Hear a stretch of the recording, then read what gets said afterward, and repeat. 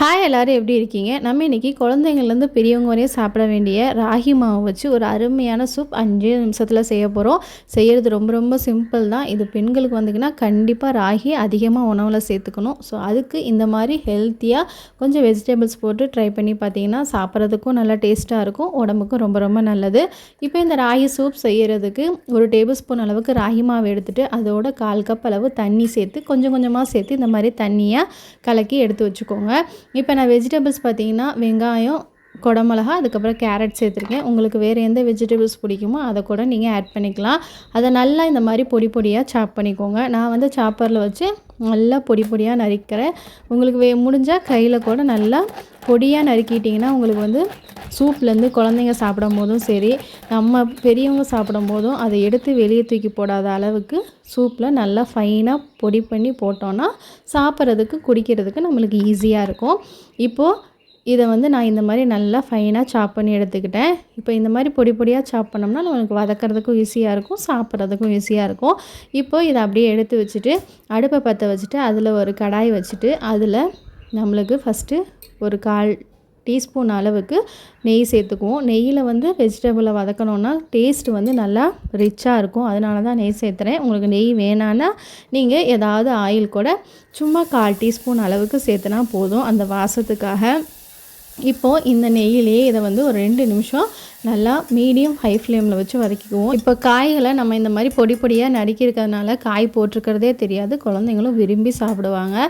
இப்போ இந்த காய் வதங்கிறதுக்காக ஒரு 1/4 டீஸ்பூன் அளவுக்கு உப்பு சேர்த்து இதை நல்லா இந்த மாதிரி லைட்டாக கலர் சேஞ்ச் ஆகிற வரையும் வதக்கிட்டு இதுக்கப்புறமா நம்ம ஒரு 1/2 கப் அளவு தண்ணி சேர்த்துக்குவோம். இப்போ இந்த தண்ணியில் நம்ம கரைச்சி வச்சுருக்கோம் இல்லையா ராகி மாவு, அதையும் சேர்த்துட்டு ஃப்ளேமை வந்து நல்லா லோ ஃப்ளேமில் வச்சுக்கோங்க. ஏன்னா ராகி சேர்த்தனோடனே பார்த்திங்கன்னா கொஞ்சம் திக்காக ஆரம்பிக்கும்.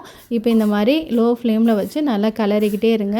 ராகி மாவும் நல்லா கெட்டியாகி நல்லா கொதிச்சு வரணும். இப்போது இதோட நான் அந்த கப்பவே கழுவி இன்னும் ஒரு 1/2 கப் அளவு தண்ணி சேர்த்துறேன். மொத்தம் பார்த்திங்கன்னா 1 டேபிள் ஸ்பூன் ராகி மாவுக்கு நான் 2.5 கப் அளவு தண்ணி சேர்த்துருக்கேன். கிட்டத்தட்ட பார்த்திங்கன்னா ஒரு 300லேருந்து 400 ml தண்ணி இருக்கும்.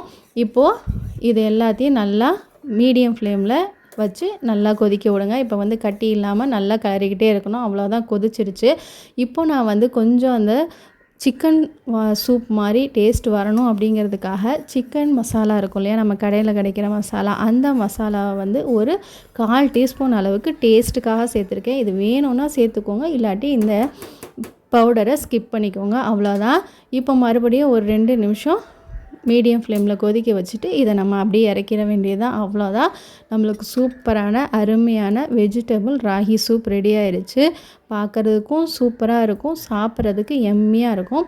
இப்போ இதுக்கு இன்னும் டேஸ்ட்டுக்காக ஒரு 1/2 டீஸ்பூன் அளவுக்கு லெமன் ஜூஸும் அதுக்கப்புறம் பெப்பர் பவுடரும் போட்டு குடிச்சு பாருங்கள். சுட சுட செமையாக இருக்கும். நம்ம ராகி களியாவோ கூழாவோ செஞ்சு சாப்பிட்றதுக்கு இந்த மாதிரி ட்ரை பண்ணி பாருங்கள், செம டேஸ்ட்டாக இருக்கும். கண்டிப்பாக உங்கள் குழந்தைங்களுக்கும் கொடுத்து பாருங்கள். உங்களோட ஃபீட்பேக்கை கமெண்ட் செக்ஷனில் சொல்லுங்கள். உங்கள் எல்லோரும் இன்னொரு இன்ட்ரெஸ்டிங்கான வீடியோவில் சந்திக்கிறேன். அது வரையும் டேக் கேர், பாய்.